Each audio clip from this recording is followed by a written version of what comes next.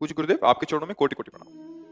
महाराज जी, मनुष्य के जीवन में दाम्पत्य जीवन को चलाने के लिए पैसा कितना और किन किन दायित्वों एवं कर्तव्यों के लिए आवश्यक है, और कब मेरी तक माया मेरी रूपी समझ जीवन में को निभाने के मेरी लिए? समझ में पैसा उतना महत्व नहीं रखता जितना प्यार महत्व रखता है ना? अगर दाम्पत्य जीवन में परम सुखी होना है तो दो बातों का विशेष ध्यान रखें। एक परस्पर प्रेम और दूसरा परस्पर इंद्रिय की पवित्रता। अगर प्रेम है तो फिर तुम्हें दूसरे की आवश्यकता जीवन में नहीं होनी चाहिए, चाहे स्त्री शरीर हो चाहे पुरुष शरीर हो। अगर एक में तुम्हारी तृप्ति नहीं हो, बेविचार में उतर जाओ, तो पूरे विश्व में तुम्हें शांति मिलने वाली नहीं, कभी तृप्ति मिलने वाली नहीं। दाम्पत्य सुख में पैसा नहीं, प्यार की आवश्यकता है, और प्यार के साथ पवित्रता की आवश्यकता है कि हमारा आपका जो संबंध हुआ उस पर कभी दाग नहीं लगेगा। तो अगर नमक रोटी भी दोनों मिलकर खाओगे ना, आनंद वर्धन करने वाला होगा, और जो संतानें होंगी, चाहे पुत्री हो चाहे पुत्र हो, वो मंगलदायक होंगे, सुख प्रदान करने वाले होंगे। दोनों कमा रहे हैं, बहुत अच्छे रुपए कमा रहे हैं। अब उसका बर्थडे हो, गिफ्ट दीजिए, अमुक जगह ले चलिए, अमुक वस्तुएं लाइए।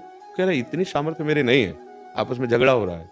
वो अंग्रेजी से क्या कहते हैं, डिवोर्स। ये दाम्पत्य जीवन है। लौकिक सुखों की तुमको अपने प्यार पर सुख नहीं मिला, तुम्हें सोने चांदी के आभूषणों से सुख मिलेगा, तुम्हें संसार के लौकिक पदों से सुख मिलेगा। अगर हम दोनों एक प्रेमी हैं तो हर परिस्थिति का निर्वाह करेंगे। तुम्हारे लिए गिफ्ट पत्नी है, गिफ्ट वो तुम्हारे ऐसा मानकर, और वो माने कि आप गिफ्ट हो, और दोनों प्यार से चलें। अर्थ क्या महत्व रखता है? अर्थ तो अपने आप चरण चूमेगा जब धर्म से चलोगे। आज धर्म को माना जाता है क्या? सत्यवान जी को पसंद किया सावित्री जी ने, राजा की पुत्री थी, छूट दे दी कि भारत में जो तुम्हें लड़का पसंद आवे। पिता को यही होता ना कि बेटी के सुख वर्धन के लिए उसके मनोनुकूल पति। बहुत से राजकुमार देखे लेकिन उसको पसंद नहीं आया। एक को देखा लकड़ी काट रहा था, पर देखते ही मन लुभायमान हो गया। मंत्री से कहा इनको उतारिए, वाय, और कहा कि मैं आपको पति रूप में वर्ण करना चाहती हूँ। तो उनका आप हालत देख रहे हैं हमारी। उनका मैं हालत को पति नहीं बना रही हूँ, आपको पति बना रही हूँ। हमारे बूढ़े माता पिता हैं, मैं जंगल में लकड़ी काट के बेचता हूँ, उसे गुजारा करता हूँ। बोले आप केवल इतना परिचय बता दीजिए कि मेरे नेत्र कभी अन्य को, जो सत्य है उसी को। बोले हाँ, मेरा नाम भी सत्यवान ही है और मैं राजकुमार ही हूँ। मेरे माता पिता वृद्ध हैं, उनकी आंखें नहीं हैं, और मैं उस समय बालक था तो जबरदस्ती अन्य राजाओं ने राज्य छीन लिया। अब प्राण बचाकर हम जंगल में रहे। बोले अब मुझे विश्वास होगा, और अपने पिता के पास गई। तो जब वो गई तो वहां नारद जी विराजमान थे। नारद जी त्रिकालज्ञ महापुरुष हैं। पिता ने कहा पुत्री, वर का वरण कर लिया, उनका बहुत मनोनुकूल। कौन है, किस देश का राजा है? तो उन सुख चाहते हुए कहा इस समय तो नहीं राजा है, उनके माता पिता अंधे, और वो लकड़ी बेचकर। वो बेटी तुम्हारी बुद्धि, मतलब कहाँ राजपद और कहाँ तुम। देवर्षि नारद जी ने कहा क्या नाम है? उन्होंने विचार किया, उनका वो तो 1 वर्ष में मर जाएगा। पिता ने कहा बिल्कुल कैंसिल करो, ना धन है और ना वो जीवित रहेंगे। तो उनका ऐसा नहीं, प्यार भरी दृष्टि से एक बार वर्ण किया जाता है। मैं भारतीय नारी हूं, एक बार मैंने उनको वर्ण कर लिया। देवर्षि नारद जी से कहा 1 वर्ष तो बहुत होता है, अगर हम 1 मिनट भी पति पत्नी के रूप में रहे ना, तो हमारा जीवन सार्थक रहेगा। अब देखिए प्यार किसे कहते हैं। पिता ने जब ब्याह किया तो पुत्री की मौत, तो खूब दहेज हो, तो सब कुछ उन्हें, एक भी नहीं स्वीकार किया। कहा नहीं, मेरे पति जैसे रह रहे हैं मैं वैसे रहूंगी। अब समझो प्यार किसे कहते हैं, पातिव्रत धर्म किसे कहते हैं, सुख किसे कहते हैं। पिता ने कहा हम तुम्हारी इच्छा के विरुद्ध नहीं चल सकते, ठीक है। ऐसे ही जिस झोपड़ी में रहते थे जंगल में, वहीं जाके रहे। नारद जी ने बता दिया था अमुक तारीख अमुक समय 1 वर्ष जीवित रहेंगे। बस रोज प्यार से सेवा करती, माता पिता की उनके और उनकी। कभी कोई याचना नहीं की, क्योंकि याचना करने का रास्ता ही नहीं रह गया था। वो तो लकड़ी बेच के जीवन यापन करते थे, और याचना करनी होती तो अपने पिता से प्राप्त भोग सामग्री एकत्रित कर लेती, महल बनवा लेती, वही जंगल में बनवा लेती। जो समय 2-3 दिन रह गए, खाना पीना सब उनको पता है ना। आखिरी दिन जो था तो सत्यवान से कहा आज तक नहीं मांगा, एक बात मांगती हूँ, क्या? आज अपने साथ मुझे ले चले।